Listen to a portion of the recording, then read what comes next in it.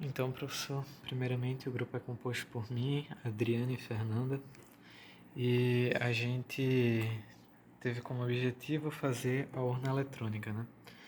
Que a gente já conversou com o senhor em sala, né? A nossa ideia principal é algo próximo disso.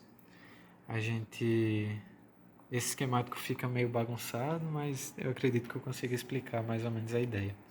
A ideia é que a gente vai ter duas entradas, uma para candidato e uma para a confirmação. E aí a gente vai ter os registradores, né?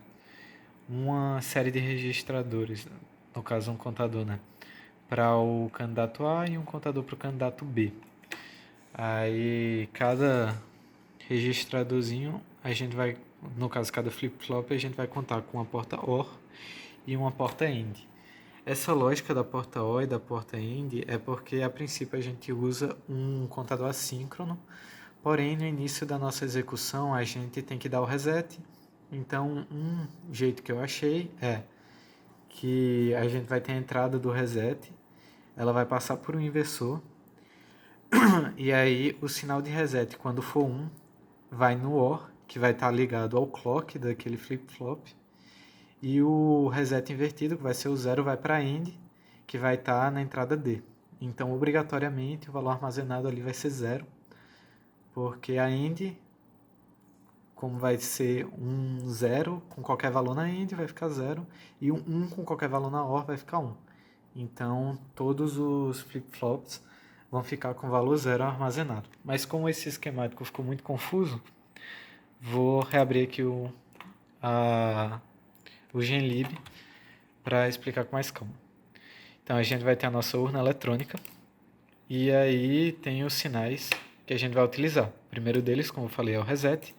Então, os sinais de candidato e da confirmação e as saídas que vão estar incluídas em cada flip-flop, né, que vai ser a do A0 até o A4 e do B0 até o B4, que vai ser onde vai ficar armazenado cada bit de informação. Aí as entradas VDD VSS e aí a gente começa para o que a gente vai usando. O reset que é usado na porta end vai ser o reset invertido. Então a gente já tem o reset normal, agora a gente cria essa opção do reset invertido que vai ficar salvo como nreset. E além disso, a gente inicializa os ends que vão servir para cada candidato. O end com os candidatos com o sinal do candidato vai para voto A e o sinal invertido, que ficou como end cand, vai para voto B. Ou seja, quando o sinal candidato for 1 e a confirmação também for 1, ele vai entrar em um desses dois ends e, enfim, para cada um desses ends, quando o sinal do candidato for 1 e a confirmação for 1, ele vai entrar em voto A. Quando o sinal do candidato for 0, o ncand vai para 1, a confirmação vai estar em 1 e ele vai entrar em voto B. Aí, seguindo, a gente vai ter o contador A e o contador B. Qual a lógica que eu apliquei aqui no contador? Como eu tinha dito, a gente vai ter uma porta AND incluída em cada contador. Esse AND ele vai contar com reset negado, nreset. E qual a ideia desse reset negado? Que tipo, quando o reset estiver desativado, todos os ends vão ter 1. Ou seja, o sinal que vai importar vai ser o sinal que vai vir para aquela porta, né? Que nesse caso vai ser tipo o sinal depois que volta negado, né? E aí, enfim, na lógica do contador assíncrono, o sinal vai ser negado aqui, eu declaro depois, o inversor, que vai pegar a saída do A, que é o A0, e vai negar nesse A next B. Aí esse A next B volta para o end, que vai contar com o nreset. E aí, justamente, quando eu ativo o reset, o nreset, que antes era 1, vai para 0, então todos os ends vão ficar em 0, e o OR aqui vai ficar em 1, ou seja, você vai ativar o clock e vai ser armazenado aquele valor 0. E aí, justamente, o clock ele vai pegar, por exemplo, o reset e o sinal anterior, né?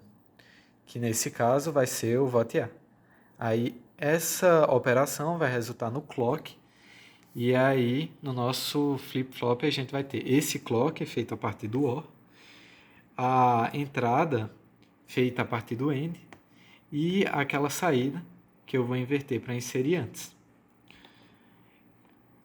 Essa mesma lógica vai seguir para cada um dos bits. Então, tipo, bit 1 eu tenho um AND com o reset negado, com a volta daquela mesma do próprio bit 1.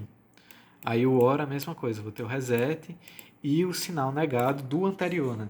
Porque aí ele vai seguir justamente quando o sinal do bit anterior baixar, o posterior vai interagir, ou seja, vai subir ou baixar, enfim. Então vai ser sempre quando for negado, aí ele vai entrar no clock. E aí novamente o flip-flop recebendo o clock, o sinal de entrada e a saída 1, que vai ser invertido. Aí o mesmo para o segundo bit, o terceiro bit e o quarto bit. A mesma coisa vai acontecer aqui para o contador B. Então a gente vai ter o bit 0 de B, o bit 1 de B, e todos eles vão seguir a mesma lógica. Uma AND com reset negado e a saída negada. Aí uma OR com reset e o sinal anterior, que para o bit 0 é o próprio VOT B, e para o bit 1, por exemplo, vai ser a saída negada do bit 0. Então, justamente, aí vai seguir aqui reset, aí o flip-flop declarado da mesma forma, e o nosso genlib vai ser basicamente isso.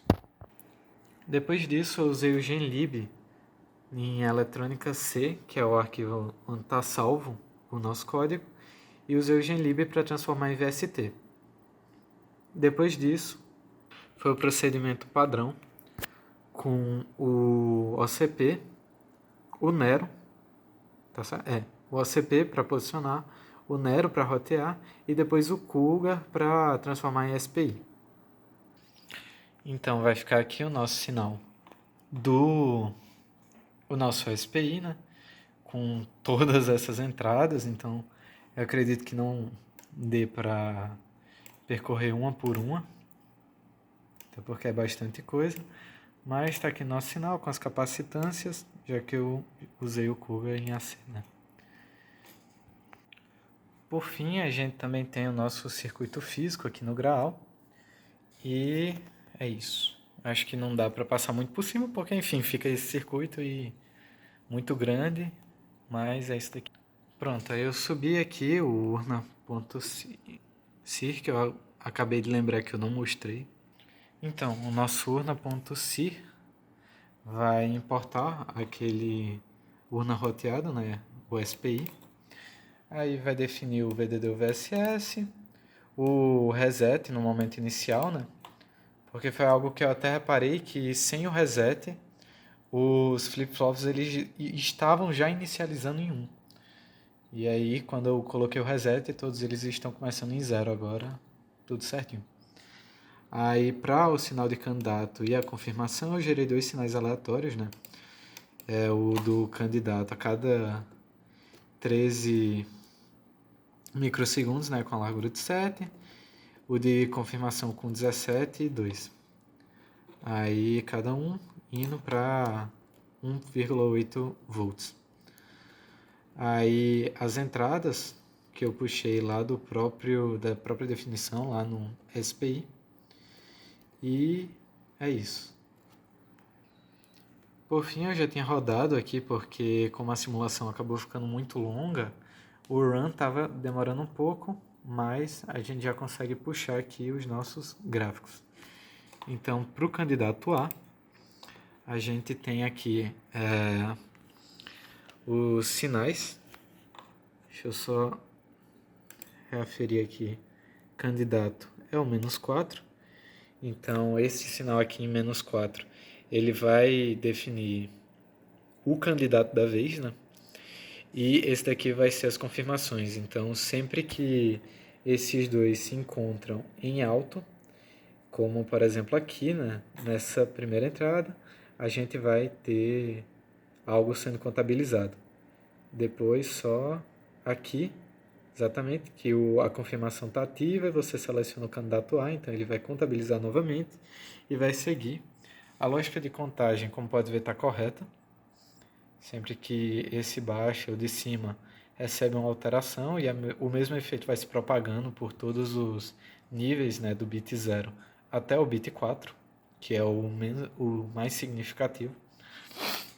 E aqui pode notar que os sinais se encaixam, mas isso não é muito problema porque acaba acontecendo no mesmo momento do reset. Então, independente do que aconteceria aqui, o próprio reset lida com a situação e acaba zerando os outros sinais inteiros, né? Então, esse é o gráfico do A. Não estava gravando, né? Mas agora o gráfico do B. Vou gerar aqui novamente. E aqui os sinais também. A lógica é semelhante à do contador do A, porém invertida, né? Como o sinal de confirmação precisa estar em alto, porque ele que vai contabilizar o voto, e esse sinal daqui tem que estar embaixo. Então, nesse momento daqui, como pode ver, existe uma confirmação e o sinal está embaixo. A mesma coisa vai acontecer aqui e esse sinal vai se propagando para o primeiro nível. Deixa eu ver. Isso daqui vai acontecer aqui também, que quando esse abaixar, esse daqui vai subir. Então, o sinal vai ser contabilizado. E, como pode ver, a lógica de contagem está certa, né? Porque sempre que esse abaixa, o de cima sofre uma alteração e isso vai se propagando também. Então, aqui os... Eita. Então, aqui os dois gráficos do A e do B. E eu acredito que é isso a apresentação.